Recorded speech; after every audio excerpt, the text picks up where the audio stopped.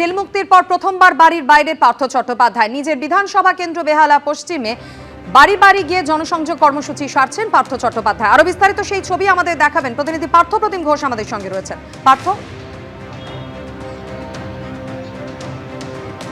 দেখো, আমরা রয়েছি নাকতলা সেই বাড়িতে, যেটা হচ্ছে পার্থ চট্টোপাধ্যায়ের বাড়ি। যে পার্থ চট্টোপাধ্যায় জেল মুক্তির পরবর্তীকালে বাড়িতে পৌঁছেছিলেন এবং তার পরবর্তীকালে তিনি এখনো বেহালা পশ্চিমের বিধায়ক।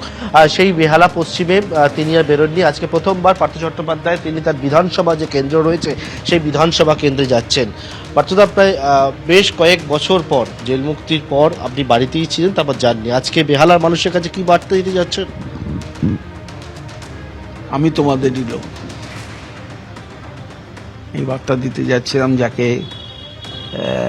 তারা অসীম স্নেহে, ভালোবাসায়, আশীর্বাদে পরপর 5 বার বিধানসভা একই জায়গা থেকে জয়ী করেছেন। তাদের আমি প্রথম থেকেই বলে আসছি যে আমি যেদিন শারীরিকভাবে অন্তত গাড়িতে ওঠার মতন শক্তি পাব, আমি বেহালাতেই যাব। সেই আর আজকের দিনটা তো ভাষা দিবসের দিন না, আমার ভাইয়ের রক্তে রাঙানো 21শে ফেব্রুয়ারি আমি কি ভুলতে পারি? তাই সেই দিনটাকেই বেছে নিলাম, যাতে কেউ আমাকে আমার সাহিত্য প্রতি যে ভালোবাসা, বাংলা ভাষার প্রতি যে আমার অসীম শ্রদ্ধা, লোকে তো একটা দিন বাঁচে, আমি একটা দিন বাঁচলাম। এই মুহূর্তে দেখতে পাচ্ছি পার্থ চট্টোপাধ্যায় তিনি একেবারে গাড়িতে বসেছেন এবং বসে বেহালা পশ্চিমে তিনি বিধায়ক এবং সেই বেহালা পশ্চিম যে বিধানসভা কেন্দ্র, সেই বিধানসভা কেন্দ্রের উদ্দেশ্যে রওনা হচ্ছেন। এবং এই যে বাড়ি, নাকতলার বাড়ি, সেই বাড়ি থেকে গ্রেপ্তার হয়েছিলেন পার্থ চট্টোপাধ্যায় শিক্ষা নিয়োগ দুর্নীতিতে, এবং তার পরবর্তীকালে তিনি জেলবন্দি থাকেন। জেলবন্দি থাকার পরবর্তীকালে তিনি যখন জেল থেকে ছাড়া পান, তারপর হাসপাতালে থেকে বাড়িতে ফেরেন, মাঝে হাসপাতালে যান এবং আজকে প্রথমবার পার্থ চট্টোপাধ্যায় তিনি কিন্তু নাকতলার বাড়ি থেকে বেরোলেন এবং তিনি জানেন বেহালা পশ্চিম তার বিধানসভা কেন্দ্রে। তিনি যেমনটা বললেন যে আমি ওনাদেরই লোক বলে বেহালা পশ্চিমের উদ্দেশ্যে রওনা হলেন পার্থ চট্টোপাধ্যায়। ধন্যবাদ পার্থ প্রতিম। আর এর আগে পার্থ চট্টোপাধ্যায় বলেন, বেহালা পশ্চিমের মানুষের কাছে আমি প্রতিশ্রুতিবদ্ধ এবং দায়বদ্ধ। আর কি বলেছেন শোনাবো। প্রতিশ্রুতিবদ্ধ এবং দায়বদ্ধ বেহালা পশ্চিমের মানুষের কাছে। তাই আজকে আমি প্রথমেই সেখানে মাটি স্পর্শ করে আবার ফিরে আসবো। বেহালাতে একেবারে যে ভাতার লাইনে বিশাল ভিড় হচ্ছে, আপনি শিক্ষামন্ত্রী, শিল্পমন্ত্রী সামলেছেন, কি মনে করেন ভাতা না চাকরি?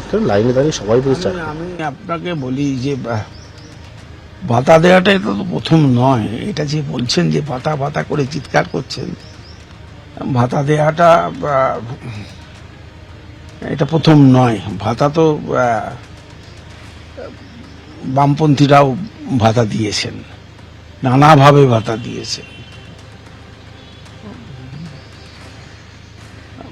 বিজেপি গভর্নমেন্ট, কেন্দ্রীয় সরকার বা বিজেপি শাসিত রাজ্যেও ভাতা আছে। আমাদের নির্বাচন ইস্তাহারেও আমার যতদূর মনে পড়ে এই কথার উল্লেখ ছিল। ভাতাটা একটা অন্য মাত্রার, কিন্তু কর্মসংস্থানটা সবচেয়ে আগে। এই আওয়াজ তোলা 2 কোটি লোকের চাকরি দেব বলে দুটোও দিতে পারলাম না, এ না করে যে কর্মসৃষ্টি করা এবং কর্মসংস্থানের সুযোগ করে দেওয়া, আমার কর্পোরেট জীবনেও আমি তা করেছি। আমাকে যারা ঢিল মারছে, কাদা মারছে, তারা ভেবে দেখুক যে সেই সময় কত লোকের মমতা ব্যানার্জির মুখ্যমন্ত্রীত্বে কর্মসংস্থান হয়েছে। মালদায় সরকারি প্রাথমিক স্বাস্থ্যকেন্দ্রে জমি দখলের অভিযোগ উঠল তৃণমূল নেতার বিরুদ্ধে। স্বাস্থ্যকেন্দ্রের সম্প্রসারণের কাজ থমকে থাকার অভিযোগ তুললেন স্থানীয়রা। অভিযোগকারীরা কেউ কাগজ দেখাতে পারবেন না বলে পাল্টা দাবি করেছেন অভিযুক্ত তৃণমূল নেতা। ব্লক প্রাথমিক স্বাস্থ্যকেন্দ্রের সামনে অনেকটা জমি, সেই জমিতে চলছে নির্মাণ কাজও। কিন্তু স্থানীয়দের অভিযোগ, এই নির্মাণ কাজ করছেন স্থানীয় তৃণমূল নেতা। মালদায় সরকারি প্রাথমিক স্বাস্থ্যকেন্দ্রের জমি দখলের অভিযোগ উঠল তৃণমূল নেতার বিরুদ্ধে। বামনগোলার পাকুয়াহাট এলাকার জাইতন সুস্বাস্থ্য কেন্দ্র। স্থানীয় বাসিন্দাদের অভিযোগ, এই জমি দখল করে নিয়েছেন বামনগোলা ব্লকের গ্রামীণ হাসপাতালের রোগী কল্যাণ সমিতির চেয়ারম্যান ও তৃণমূল নেতা সুভাষ বর্মন।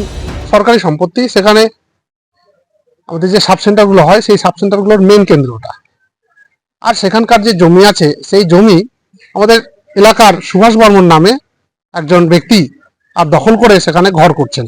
উনি তৃণমূলের প্রাক্তন যুব সভাপতি ছিলেন। স্বাস্থ্যকেন্দ্রের জায়গা দখল হয়ে যাচ্ছে। 6 বেডের একটা ঘর হওয়ার কথা ছিল, আরো বড় করার কথা ছিল, সেটা হয়নি। যেহেতু জায়গাটা পুরোপুরি দখল হয়ে গেছে, যার জন্য সেগুলো কিচ্ছু হয়। সুভাষ বর্মন দখল করে আছে পুরো জায়গাটা, তৃণমূল দল করে। যদিও অন্য দাবি করেছেন অভিযুক্ত তৃণমূল নেতা। এই অভিযোগটা যারা করেছে সেটা একদম মিথ্যে, যে এটা হসপিটাল কেন, ওই টোটাল জায়গাটা আমার দাদু, কিন্তু হসপিটাল নামে কোনো জায়গা নাই, কিন্তু কেউ ওখানে কোনো কাগজও দেখাতে পারবে না। এদিকে এই নিয়ে হুঁশিয়ারির সুর শোনা গেছে বিজেপির গলায়। পাবলিক সমস্ত দেখছে, পাকুয়াবাসী দেখছে, আর জনগণের যদি ক্ষিপ্ত হয়ে যায় তে কি অবস্থা হবে সেটা দেখে নেবেন। যত বড়ই দাদাগিরি করে থাকুক না কেন, এরা যদি ব্যবস্থা যদি না নেয়, আমরা পার্টিগতভাবে ব্যবস্থা নিব। বামনগোলা ব্লকের ভিডিও জানিয়েছেন, ভূমি ও ভূমি রাজস্ব দপ্তরকে বিষয়টি খতিয়ে দেখার নির্দেশ দেওয়া হয়েছে। অভিজিৎ চৌধুরীর রিপোর্ট, এবিপি আনন্দ, মালদা। এবার নর্থ ক্যালকাটা পলিটেকনিক কলেজে র্যাগিংয়ের অভিযোগ তুললেন প্রথম বর্ষের এক ছাত্র। কাশীপুর থানায় অভিযোগ দায়ের করেছে কলেজ কর্তৃপক্ষ। বয়ান রেকর্ড করা হয়েছে অভিযোগকারী ছাত্রের। পুলিশ সূত্রে খবর, খতিয়ে দেখা হচ্ছে কলেজের সিসিটিভি ফুটেজ। কোনো ওষুধেই যে রোগ নির্মূল হয়নি তার প্রমাণ মিলল আবার। কলকাতার শিক্ষা প্রতিষ্ঠানে ফের উঠল র্যাগিংয়ের অভিযোগ। এবার ঘটনাস্থল নর্থ ক্যালকাটা পলিটেকনিক কলেজ। প্রথম বর্ষের এক ছাত্রের অভিযোগের ভিত্তিতে তদন্ত শুরু করেছে কাশীপুর থানার পুলিশ। ইলেকট্রিক্যাল ইঞ্জিনিয়ারিংয়ের এই পড়ুয়ার অভিযোগ, একই বিভাগের দ্বিতীয় ও তৃতীয় বর্ষের কয়েকজন ফ্রেশার্স ওয়েলকামের নামে র্যাগিং করেন। এমন কিছু কাজ করানো হয় যা চূড়ান্ত মানসিক নির্যাতনের শামিল। ঘটনার সূত্রপাত বেশ কিছুদিন আগে ওই প্রথম বর্ষের ছাত্র যেটা অভিযোগ করছেন, যে তিনি এখানে অ্যাডমিশন নেওয়ার পরই সেকেন্ড এবং থার্ড ইয়ারের বেশ কয়েকজন স্টুডেন্ট তাকে র্যাগিং শুরু করে এবং তাকে এমন কিছু টাস্ক, এমন কিছু অ্যাসাইনমেন্ট তাকে দেওয়া হয় যেগুলো সে করতে অস্বস্তি বোধ করে। ঘটনার পর সেই সিনিয়র স্টুডেন্টদের একাধিকবার গোটা বিষয়টা জানায়, কিন্তু তারপরেও সেই সিনিয়র স্টুডেন্টরা কলেজে ফ্রেশার্সের দিন এবং অন্যান্য দিন তার সঙ্গে এই গোটা ঘটনাটা ঘটায়। কলেজের অ্যান্টি র্যাগিং কমিটির কাছে প্রথমে অভিযোগ করেন ওই ছাত্র। পাশাপাশি তিনি কলেজ কর্তৃপক্ষকেও জানান। কলেজ কর্তৃপক্ষ কাশীপুর থানায় অভিযোগ দায়ের করে। এই ঘটনায় ইতিমধ্যেই তদন্ত শুরু করেছে পুলিশ। শিক্ষা প্রতিষ্ঠানে র্যাগিং রোগ নতুন নয়। 2023 সালের অগস্টে যাদবপুর মেন হোস্টেলের 3 তলা থেকে পড়ে এক পড়ুয়ার মৃত্যু হয়। মর্মান্তিক এই ঘটনায় সামনে এসেছিল র্যাগিংয়ের অভিযোগ। এরপর গত বছর মার্চে ফের সেই যাদবপুর বিশ্ববিদ্যালয়ে এক পড়ুয়াকে র্যাগিংয়ের অভিযোগ ওঠে স্নাতকের এক পড়ুয়া এবং তার দলবলের বিরুদ্ধে।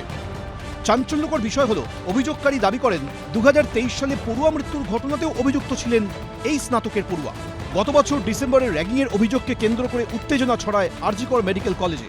এবার একই অভিযোগ উঠল নর্থ ক্যালকাটা পলিটেকনিক কলেজে। পুলিশ সূত্রে খবর, খতিয়ে দেখা হচ্ছে কলেজের সিসিটিভি ফুটেজ। কলেজের দ্বিতীয় ও তৃতীয় বর্ষের কয়েকজনকে জিজ্ঞাসাবাদ করা হয়েছে, তাদের বয়ান রেকর্ড করা হয়েছে। পাশাপাশি কলেজ কর্তৃপক্ষের সঙ্গেও কথা বলা হয়েছে। ময়ূর ঠাকুর চক্রবর্তী, এবিপি আনন্দ, কলকাতা। এবিপি আনন্দ, এগিয়ে থাকে, এগিয়ে রাখে।